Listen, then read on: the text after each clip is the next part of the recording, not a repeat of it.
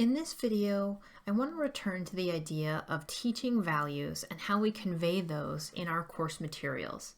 Specifically, we're going to talk about our course grading schemes and how we use these to convey value to our students. So let's start with some guiding questions. I always return to that question, what do you value in your course? What's most important? And what's most crucial to your student success? You know your course, you know your discipline very well, and you want to think about what is it that students need to be practicing or demonstrating or doing in order to be successful in your course, in the discipline, and then in their future careers. Why do you grade student work, and why do you grade it the way you do? So think about that, reflect on it. Grades are a really important way that we communicate course values to students. So thinking deeply about why you grade and how you grade is essential to your course design. How are you encouraging students to practice? What opportunities do they have for feedback? And what opportunities are there for low stakes assessment? You really want to think about your grading scheme as encompassing the major course components and also the low stakes ways that students can practice and show you their learning along the way so that you have an opportunity to help students correct misconceptions and practice before they get to those high stakes assessments. And finally, what's the purpose of your course grading scheme? What function does it serve in the course? How is it communicating value to students? Let's look at this through some examples. Here's an example of a course grading scheme. Look at that and ask yourself, what is being valued here? So I'll tell you that when I look at this, if someone were to tell me that they really value student-to-student interaction and they really value group work and they really value students being active participants in the class, I would want to ask them questions about that. Because based on this grading scheme, a student could achieve a 95% in the class and never really show that they are actively participating, right? Because attendance and participation is only 5% of the overall grade. So just something to think about when you look at a course grading scheme. How is that conveying value?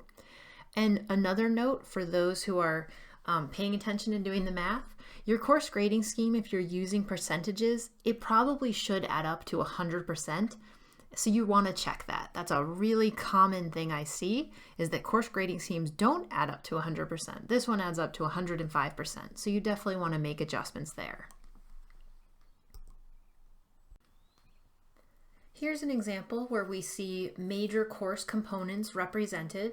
And this includes a lab also, so that's part of the grade. And obviously within each of these categories, there are multiple items contained in them. In this grading scheme, we can see that participation is 25% and we have essays and reflections, and the final exam is worth a little bit less, worth 10%. So just thinking again, when you look at these grading schemes, what is that representing about the course? And here we can see that engagement and attendance is worth 25%.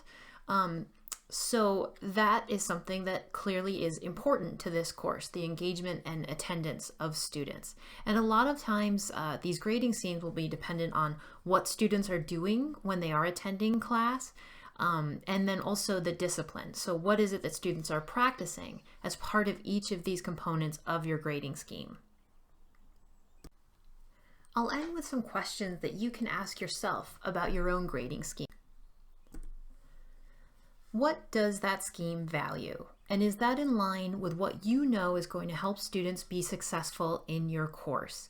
If you look at your course grading scheme and it's 50% final exam, 50% midterm, but you know that you really want to encourage student-to-student interaction, think about whether you can shift some things around and find a way to represent that value in your overall grading scheme.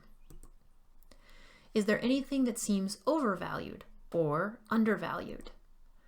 What are those opportunities for low stakes assessments, for students to practice, for students to fail, for students to receive feedback from you and from their peers and then revise their work?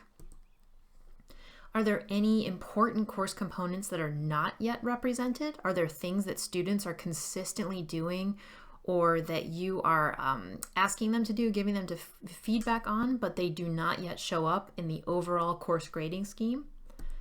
And then do your totals add up to 100%? In whatever way that worked for you mathematically. You could be using sum of points. You could have lots of different approaches to your grading scheme mathematically. But in the end, do the totals add up to what you expect them to add up to? If you'd like to talk to us more about your grading scheme or how any of this relates to your individual situation, let us know. Email us at moodlehelp@berkshirecc.edu. Thank you for watching.